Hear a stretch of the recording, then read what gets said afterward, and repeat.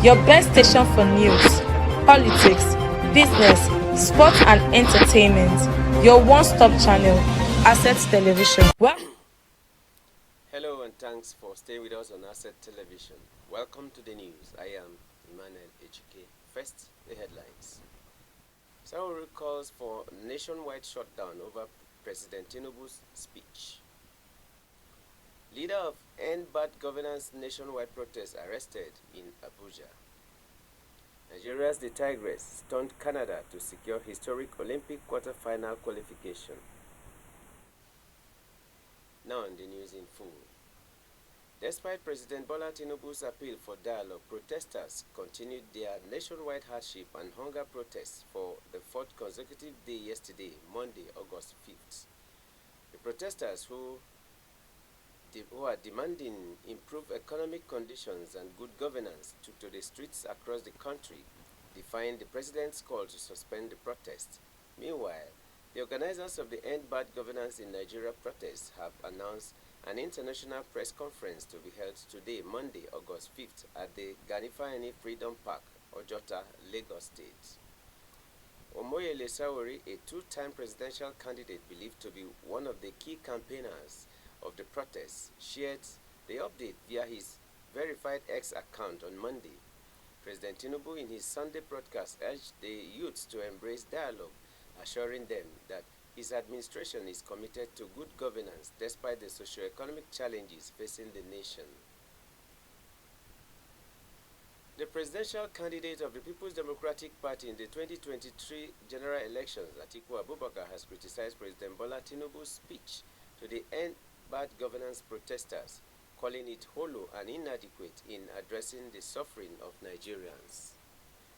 As economic hardships intensify, many Nigerians are finding it difficult to afford basic necessities.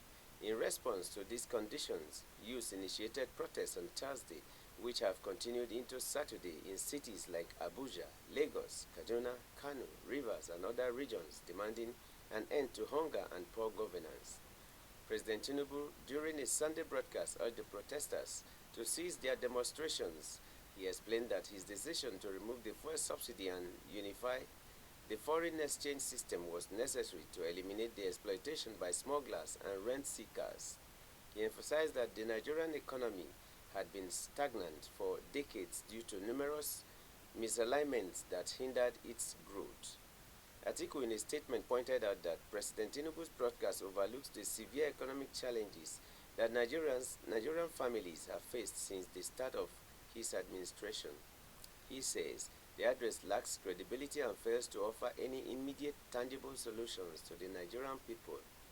Given the intensive publicity surrounding the protests and the threats issued by government officials against demonstrators, one would have expected President Tinubu to present groundbreaking reforms, particularly those aimed at reducing the exorbitant cost of governance. But alas, no such announcements were made. The president rather ignored the protesters' demands, such as suspending the purchase of aircraft for the president, downsizing his bloated cabinet, or even eliminating the costly and burdensome office of the First Lady, who has been indulging in extravagant trips at the nation's expense. Department of the State Services agents have apprehended Michelle Lenin, a key leader of the ongoing End Bad Governance protests at the Federal Capital Territory. Lenin was taken into custody around 2 a.m. on Monday, August 4th, at his home in the Apo area of Abuja. Damilare Adenola, director of the mobilization for the Take It Back movement, reported that the DSS raided Lenin's residence and allegedly assaulted him during the arrest, the Punch reported. Lenin criticizes Tinubu for protest speech. Lenin, the national coordinator of the Youth Rights Campaign, was among the organizers who addressed a press briefing expressing discontent with President Bola Tinubu's Sunday's broadcast. During the briefing, he criticized the president's address, stating that it showed a disconnect from the country's current realities. Lenin calls for intensified nationwide protests. Lenin stated that the protests would continue with even greater intensity on Monday, urging citizens to participate in large numbers. He called on Nigerians to join the protests in large numbers on Monday and keep pushing until demands are addressed. Nigerian online publisher and politician Omoyele Sowore has called for a total shutdown in reaction to President Bola Tinubu's Monday morning address to Nigerians over the End Bad Governance protests. While speaking on News Central TV, Sowore condemned the speech delivered by President Bola Tinubu, stating that the protests will continue because the president did not address any of the demands of the protesters. Sowore further advised Nigerians to stockpile food in their houses in preparation for what looked like prolonged protests. Nobel laureate Professor Nobel laureate Professor Wole Soyinka has urged security operatives to be tactical in handling the ongoing nationwide protests to avoid fatalities. Soyinka made the call via a statement on Sunday, August 4, 2024, in reaction to President Bola Tinubu's address to Nigerians. The famous playwright warned against unprofessional conduct that could hurt protesters who are merely asking for bread. According to him, a hard approach to the nationwide protests could lead to more desperate upheavals. Soyinka added, even tear gas remains questionable in most circumstances. Using it is certainly an abuse in situations of clearly peaceful protests. Soyinka said the tragic response to the hunger machines in some parts of the country constituted a retrogression that took Nigeria backward. He further enjoined security agencies to explore alternative models for security intervention, adding that time was long overdue to abandon permanently what he called the anachronistic resort to lethal means. The Nigerian National Committee of the International Press Institute has condemned in strong terms the deployment of excessive force against journalists covering the nationwide protests. On Saturday, August 3, 2024, several journalists covering the End Bad Governance protests were shot at the Moshood Abiola Stadium in Abuja by security agents wearing hoods. The journalists narrowly escaped unhurt, but bullets damaged one of their cars. The shooting happened at the main entrance of the stadium. The firing of what is suspected to be live ammunition is unacceptable and is strongly condemned. The shooting also appeared premeditated, as the journalists were particularly targeted and shot twice within minutes. The security agencies knew where the journalists converged. Many of them wore vests with the word "Press" boldly written on them. Many had cameras and drove vehicles with "Press" written on them. Saturday's shooting is even more worrisome, as it came a day after the Chief of Defense Staff said on live television that journalists should stop giving protesters publicity. The IPI is hereby demanding an immediate investigation of the shooting incident at the stadium where journalists were targeted. The officers involved, reported to be personnel of the police and the state security service, should be identified and punished. The media has a responsibility to cover the ongoing protests across the country, and journalists must be allowed to carry out their constitutionally mandated role without interference and intimidation by anyone. If you're just joining us, you're watching the news on Asset Television. We'll be back after this short break. Welcome to Asset Television, your best station for news, politics, business, sports and entertainment. Your one-stop channel, Asset Television. Welcome back. Former military President Ibrahim Badamasi Babangida has disowned X handle endorsing the virtues of military rule over democratic governance. In a statement signed by Mahmoud Abdullahi from his media office in Mina, he said that he found Nigeria's democracy resilient. The statement recalled that in the past, and more famously during the presidential elections last year, a blatant falsehood indicated that the former president had endorsed a particular presidential candidate and his party, causing public confusion and some embarrassment to the elder statesman.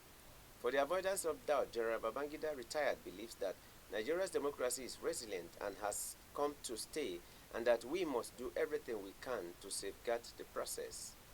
General Babangida said that Nigerians face several challenges as a nation. Still, he has always believed We will eventually overcome these challenges and become a stronger and more progressive nation.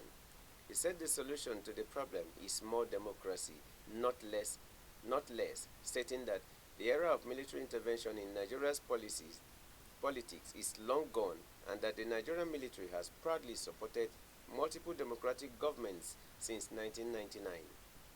He therefore said the, the user of the Parody X account, which is traditionally supposed to be an account that imitates or at least mirrors the sentiments of the original Twitter or X account that it copies, is not for him. Therefore, he urged media practitioners and social media users to be more discerning and make the necessary efforts to get confirmation before sharing messages attributed to him. Two officials of the Kogi state government, Abdulsalami Hudu and Umar Oricha, on Monday reported at the headquarters of the Economic and Financial Crimes Commission (EFCC) over allegations of corruption. The decision of the two officials of the Kogi state government to report at the EFCC office may not be unconnected with media reports last week that the Federal High Court in Abuja had ordered the arrest of Hudu and Oricha over allegations of the withdrawal of over 46 billion naira in cash from the Kogi state government bank account.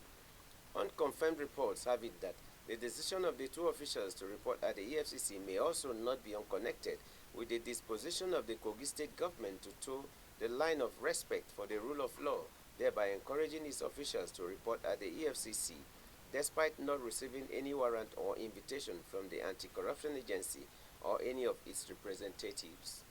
At the time of this report, the two officials, Hudu, the former cashier at the Kogi State Government House, and Orisha, the Director General of the Government House Administration, were seen at the headquarters of the EFCC in Abuja. Many residents of the Ovom Street in Aba, Abia State have either been evacuated by the Abia State government or fled the area themselves as gully erosion worsened in the area.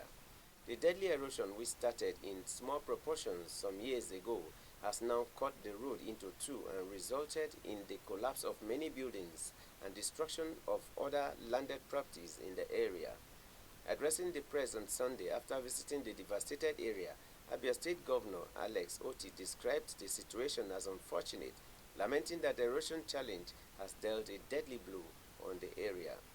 He expressed worry that if not controlled immediately, the rampant erosion will not only affect all buildings around the area but may affect the opposite side of the road, where an ongoing road project is presently being executed by his administration. Oti instructed the general manager of the Greater Aba Development Agency, Uche Ukeje, to immediately bring solutions to the problem in a few weeks' time. He assured the people that the job of tackling the problem will not be done through direct labor, but by engineers and contractors who understand what to do. Popular cross-dresser Idris Okuneye, popularly known as Bobrisky, has been released from prison.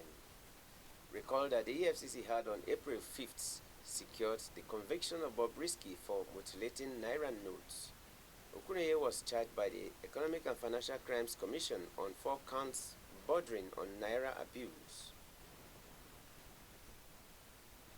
The Tami duo with individual names Damilola and Toyosi have been evicted from the ongoing Big Brother Naija No Lose Guard season. Ebuka Obi Uchendu, the host of the reality television show, announced their eviction at a live show on Sunday night. The Tami duo was evicted after it received the least percentage of votes among 3 other poll pairs. Based on the voting polls, Tami got 2.21% of the total votes. Strees came in next with 4.58%, Radicals with 4.81%, and Checkers with 5.12%.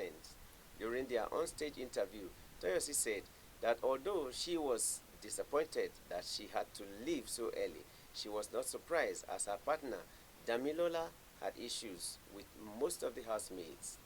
However, Damilola said that she tried to mend fences when she realized that she had offended many of her fellow housemates. Meanwhile, the duo of Strees, with individual names Toby Forged and Mayor Frost. Mayor Frost has been crowned the new custodians of the house as they secure immunity for the week. Nigeria's senior women's basketball team, the Tigers, made history by qualifying for the quarter-final of the basketball event in the ongoing Paris Olympic Games. The African champions defeated 5th-ranked Canada 79-70 in the last Group B game at the Paris 2024 Olympics in France on Sunday. Rena Wakama's side won just 1 out of 4 quarters after an 18-18 draw at the end of the first quarter. Canada won the second quarter 23-19 before the Tigers' resurgence in the third quarter with a 23-5 win.